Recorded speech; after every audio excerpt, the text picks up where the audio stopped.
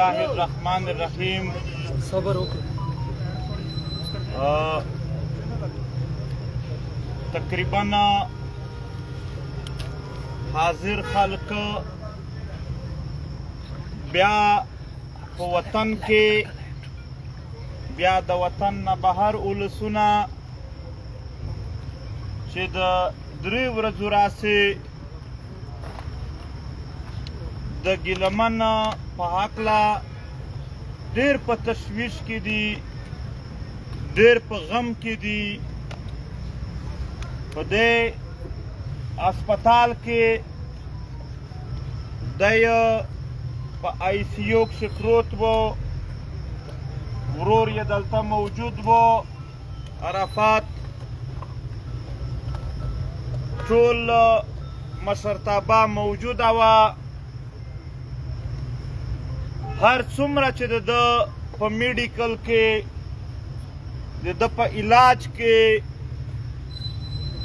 څومره هم امکانات وو هغه مو ټول په کار راوستل. په بهر هیوادونو کې چې څومره هم ښه ډاکټران ښه هسپتالز وو هغه مو په کار راوستل، د هغو سره مو روابط ونیول. بیا نن د امریکې د ډېر غټ هسپتال ډاکټران هم راغلي وو، هغو هم دی چیک اپ یې وکړ. محترمو، که څه هم دلته ډاکټرانو موږ ته یوه ورځ د مخې لا جواب کړی و، خو موږ بیا هم د تسلۍ دپاره هم په دنیا جهان کې او هم دلته په ښه ښه ډاکټرونو چیکاپس وکړل. البته زموږ په خوږ ورور باندې زموږ د وطن زمونږ د ملت په یو لوی اتل باندې ګزار دومره سخت شوی و چې د هغې علاج ناممکن حد ته رسېدلی و. یقینا په دې خاوره باندې مونږ هر یو ملګري دا وعده کړې ده چې سرونه مو قربان دي، جایدادونه مو قربان دي، خاندانونه مو قربان دي، خو مونږ پر شا کېږو نه. ملګرو، د خوږ وطن دپاره، د خپل وطن، د خپل ملت د خپلواکۍ ګټلو دپاره په یو ترتیب چې مونږ روان وو، نو مونږ څه عام سړي نه بلکې په دې خاوره باندې د ارمان لوڼي په شان یو عظیم انسان چې هغه په افغاني نظریه باندې په خپل وخت کې داسې یو مین انسان و چې ثانیه نه لرله. د عارف افغان په شان مین انسان په افغانیت په خپل وطن په خپله خاوره چې ثانیه نه لرله. نن که ولسونه وایي چې تحریک دغه ځای نیولی دی، تحریک هر څومره څه کړي دي ملګرو یې خپل سرونه په تلي کې ایښي و، قربانولي او د خاوره او د دغې ملت دپاره کار یې کولو، یو داسې تنظیم یې جوړولو چې هغه دا خاوره او د وطن تل تر تله د غمونو او مصیبتونو نه وساتي او خپلواکه یې کړي. زموږ د خپلو شهیدانو سره دا وعده ده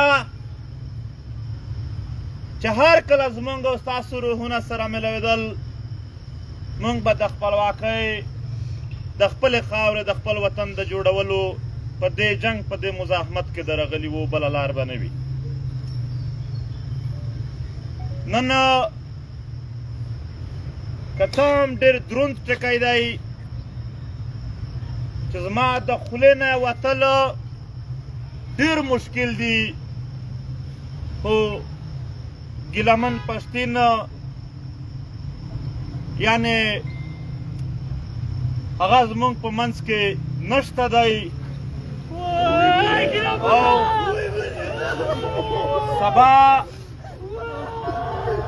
سبا به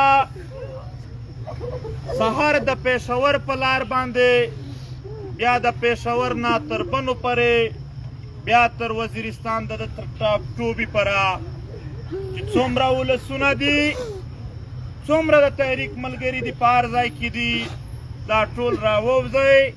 خپل کلي ته به یې ډېر په درانوي، ډېر په احترام، ډېر په لویي سره رسوو. د ګیلمن ورور را سره ولاړ دی. په دې ټول اعمالو کې یقینا د ورور په صفت د ټول ورځې شپې دلته تېرولې موږ ورسره وو.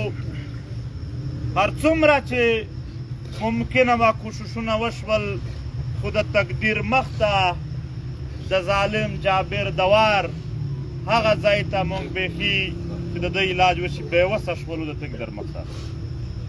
انشاءالله چې د ګیلمن مبارزه به پاتې کېږي نه، او په لکونو ځوانان به نور ګیلمن جوړېږي. زه بحثیت ګیلمن یو ملګری زما تر ټولو نږدې ملګری و. په دې تحریک کې تر ده نږدې ملګری زما څوک نه و. او بیا تر ټولو فرمان بردار ملګری و.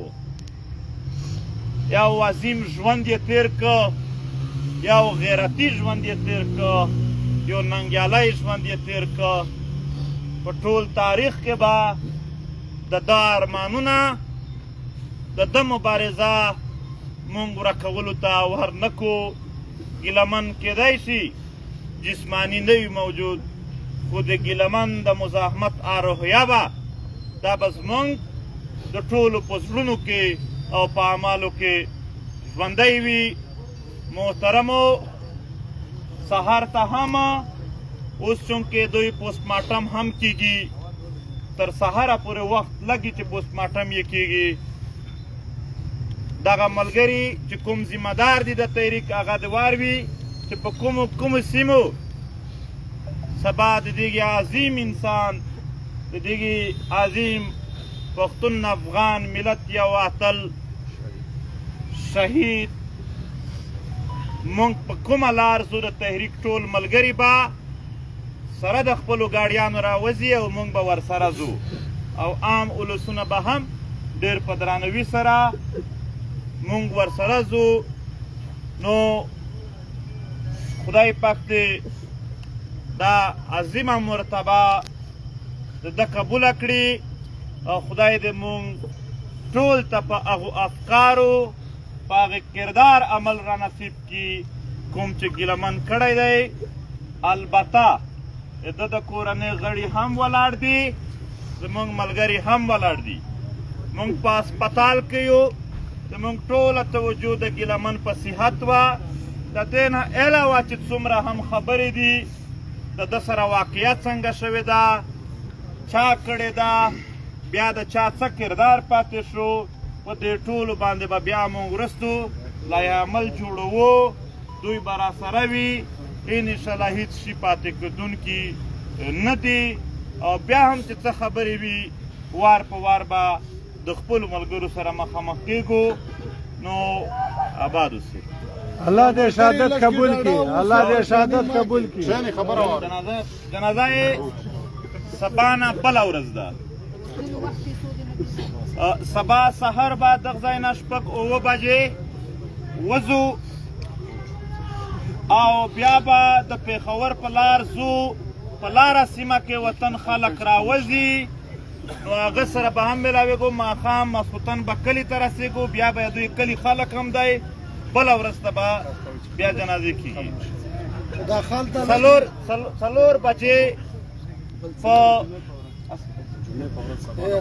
په اسد خیل کلي کې به سبا د جمعې په ورځ سبا نه بله ورځ د جمعې په ورځ به 4 بجې ته خو ملګري خاموش یاستئ چې تاسو میشته میشته سستئ ټول حوصلې بلندې وساتئ ټول پوره منو اوسېږئ